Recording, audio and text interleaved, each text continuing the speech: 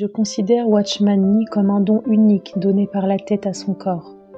Je le respecte pleinement comme un tel don. Les révélations de Christ, de l'Église, de l'Esprit et de la vie que j'ai vues à travers Watchman Nee, les infusions de vie que j'ai reçues de lui, et les choses concernant l'œuvre et l'Église que j'ai apprises de lui, nécessitent l'éternité pour que leur vraie valeur soit estimée. Voici les paroles de Witness Lee, l'un de ses proches collaborateurs. En 1900 eut lieu la révolte des Boxers. Dans ce soulèvement, de nombreux missionnaires et un grand nombre de croyants chinois moururent en martyrs. Satan avait l'intention d'interrompre la visitation de Dieu en Chine.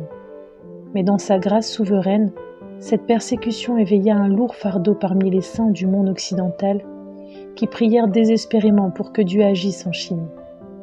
Nous avons la conviction que c'est en réponse à ces prières désespérées que le Seigneur leva un certain nombre d'évangélistes de premier plan parmi les croyants chinois après cette révolte. Ces prédicateurs natifs prévalurent dans la prédication de l'Évangile, et leur prédication atteignit les étudiants de la nouvelle génération chinoise. Aux alentours des années 1920, l'Évangile pénétra dans de nombreuses écoles, et un grand nombre d'étudiants de lycées et d'universités furent capturés par le Seigneur dans tout le pays, depuis l'extrémité nord jusqu'à l'extrémité sud. Un certain nombre de brillants étudiants parmi ces derniers furent appelés et équipés par le Seigneur pour accomplir son œuvre. Parmi les évangélistes que le Seigneur leva en Chine, se trouvait une jeune sœur dont le nom anglais était Dora Yu. Elle était invitée par diverses dénominations pour conduire de nombreuses réunions de prédication de l'Évangile. En février 1920, Dora Yu fut invitée à venir à Fuzhou, la capitale de la province de Fujian, où elle prêcha l'Évangile dans un auditorium méthodiste. Sa prédication était si convaincante et remplie de puissance qu'après chaque réunion, des tracés de larmes pouvaient être aperçus sur le sol à cause des pleurs de l'audience. Beaucoup étaient sauvés. Parmi les convertis se trouvait une dame chinoise instruite, la mère de Watchman Nee. Elle et son mari étaient méthodistes, mais n'avaient pas expérimenté le salut.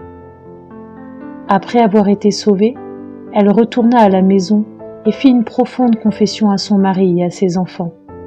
Son fils le plus âgé fut grandement surpris et inspiré par sa confession. Il sentait qu'il devait aller à la réunion de Dora Yu pour voir ce qui avait amené un tel changement chez sa mère. Il alla donc dès le lendemain assister à une réunion et ce qu'il entendit le plongea dans un profond combat intérieur pendant plusieurs jours. Watchman Nee comprit en effet aussitôt que Dieu ne voulait pas seulement le sauver, mais qu'il lui demandait aussi de le servir, ce qu'il ne pouvait accepter. Il avait en effet de grandes ambitions qu'il ne voulait sacrifier tout d'un coup. Submergé par tant d'amour, il ne put le rejeter et il décida de croire en lui comme Sauveur et Seigneur. Comme il le dit lui-même, alors que d'habitude je riais de ceux qui croyaient au Seigneur, ce soir-là, je ne pus rire.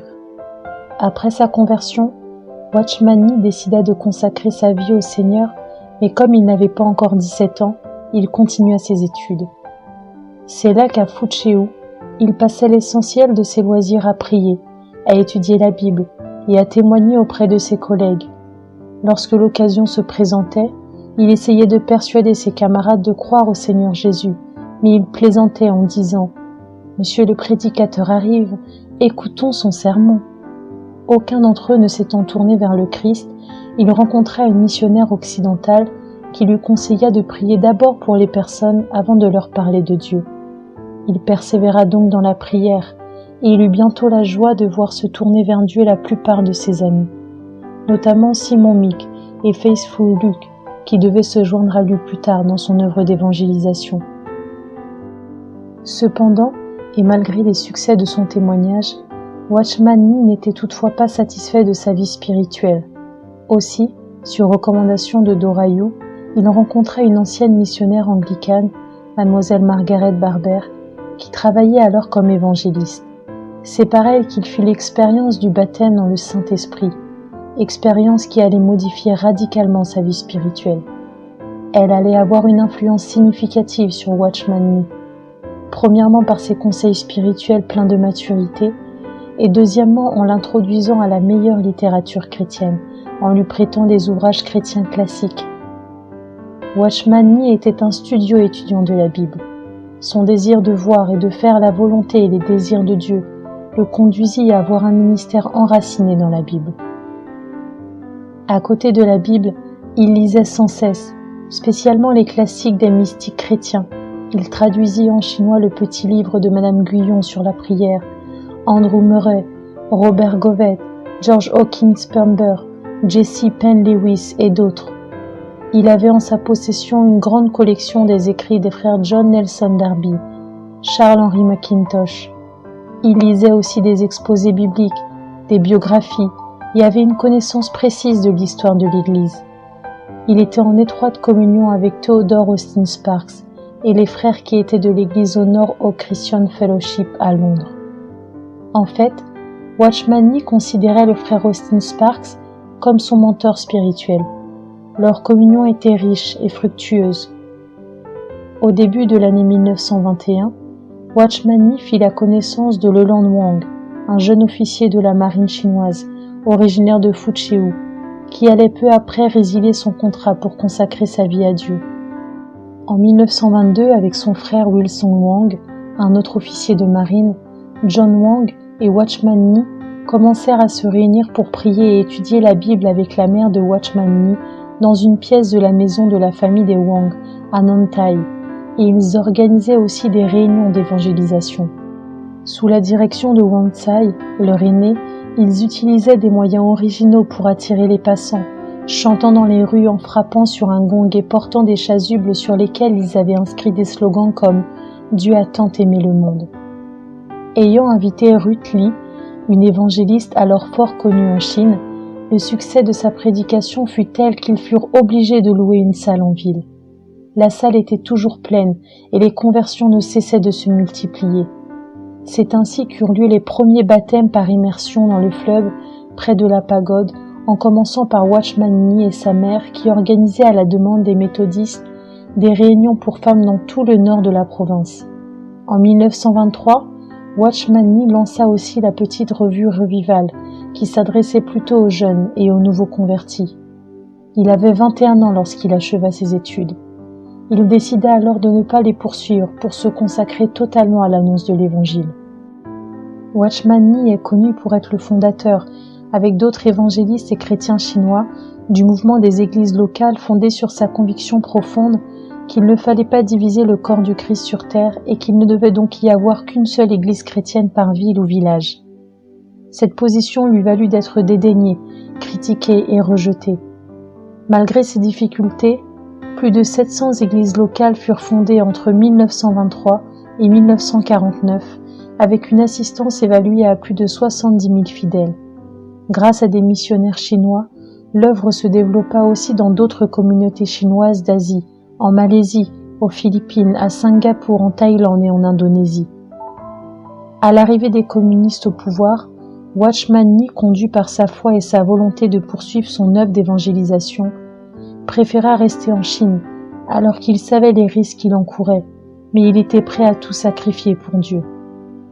En février 1950, il se trouvait à Hong Kong avec le frère Witness Lee, qui lui conseillait à plusieurs reprises de ne pas retourner en Chine. Mais Watchman Nee lui répondit « Bien que je n'ignore pas que mon retour est lourd de dangers, je sais aussi que beaucoup de frères et de sœurs sont toujours à l'intérieur. Comment oserais-je ne pas y retourner ?» Aujourd'hui, plus de 2300 églises locales dans le monde se réclament du ministère de Watchman Nee et de son successeur Witness Lee. Il était un évangéliste et un conférencier, mais il a aussi été un auteur prolifique.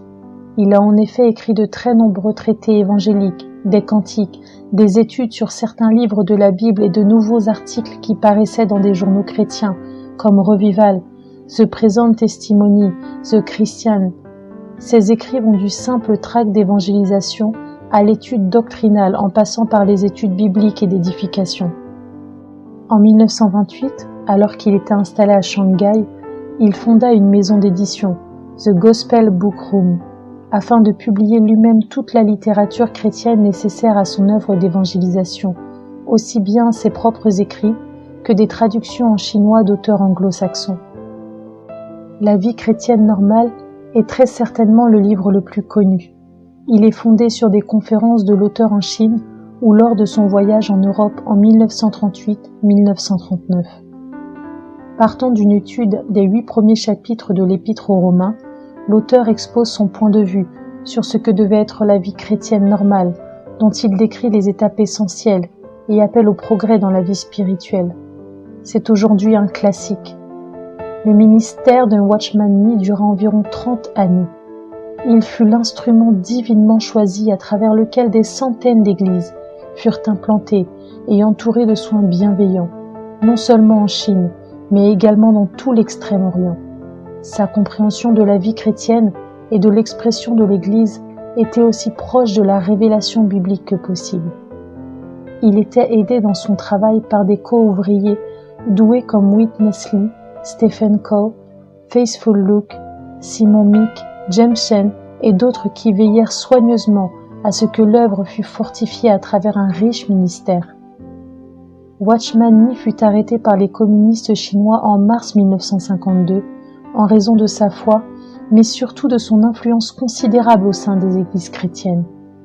Il ne fut jamais relâché et mourut en prison en 1972. Son ministère eut un impact significatif, non seulement en Extrême-Orient, mais aussi dans le monde entier. Nous pouvons encore aujourd'hui tirer grandement profit de lui, à travers ses nombreux livres rendus disponibles sans restriction, grâce à certains de ses co-ouvriers, qui se firent un point d'honneur à publier son ministère, pour le plus grand bénéfice des saints en recherche du monde entier.